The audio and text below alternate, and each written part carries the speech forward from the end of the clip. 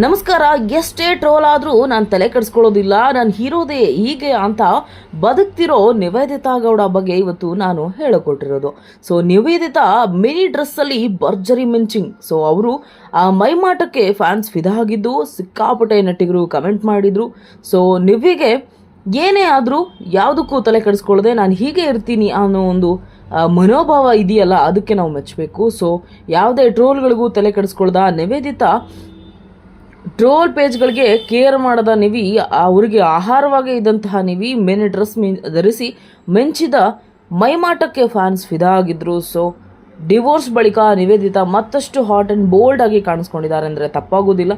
ಸದಾ ಟ್ರೋಲ್ಗಳಲ್ಲಿ ಅವರದೇ ಸುದ್ದಿ ಇರುತ್ತೆ, ಸದಾ ಟ್ರೋಲಿಗರ ಬಾಯಲ್ಲಿ ಅವರು ಆಹಾರವಾಗಿರ್ತಾರೆ. ಸೊ ನಿವೇದಿತಾ ಮತ್ತೊಂದು ಈಗ ಬೋಲ್ಡ್ ವಿಡಿಯೋವನ್ನು ಒಂದು ಹಂಚ್ಕೊಂಡಿದ್ದಾರೆ. ಸೊ ಪಡ್ಡೆ ಹುಡುಗರ ಹುಬ್ಬೇರಿಸುವಂತೆ ಆ ವಿಡಿಯೋ ಇದೆ ಅಂತ ಹೇಳಬಹುದು. ಯಾಕೆಂದರೆ ನೀವು ಅವರ ಇನ್ಸ್ಟಾಗ್ರಾಮ್ ಚೆಕ್ ಮಾಡಿದ್ರೆ ಗೊತ್ತಾಗುತ್ತೆ, ಸಾಕಷ್ಟು ಬೋಲ್ಡ್ ಆಗಿ ಅವರು ಕಾಣಿಸ್ಕೊಳ್ತಾರೆ ಸದಾ ಕಾಲ.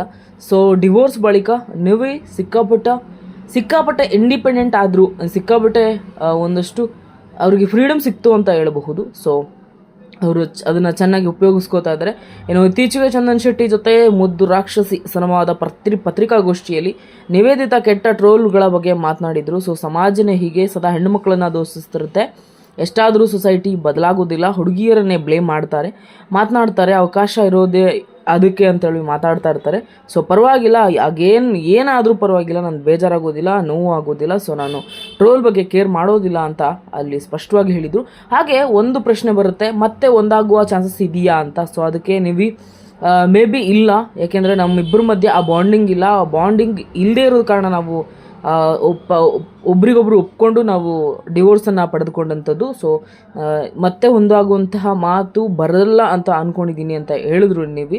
ಸೊ ನೋಡಿದ್ರಲ್ಲ ಸ್ನೇಹಿತರೆ, ಚಂದನ್ ಶೆಟ್ಟಿನ ಬಿಟ್ಟ ಮೇಲೆ ನಿವಿ ಸಿಕ್ಕಾಪಟ್ಟೆ ಬೋಲ್ಡಾಗಿ ಅವರ ಇಷ್ಟದಂತೆ ಅವರ ಬದುಕನ್ನು ಸಾಗಿಸ್ತಿದ್ದಾರೆ ಅಂತಂದರೆ ತಪ್ಪಾಗೋದಿಲ್ಲ. ಹೀಗೆ ನನ್ನ ಚಾನಲನ್ನು ನೋಡ್ತಾ ಇರಿ, ಸದಾ ಸಪೋರ್ಟ್ ಮಾಡ್ತಾ ಇರಿ.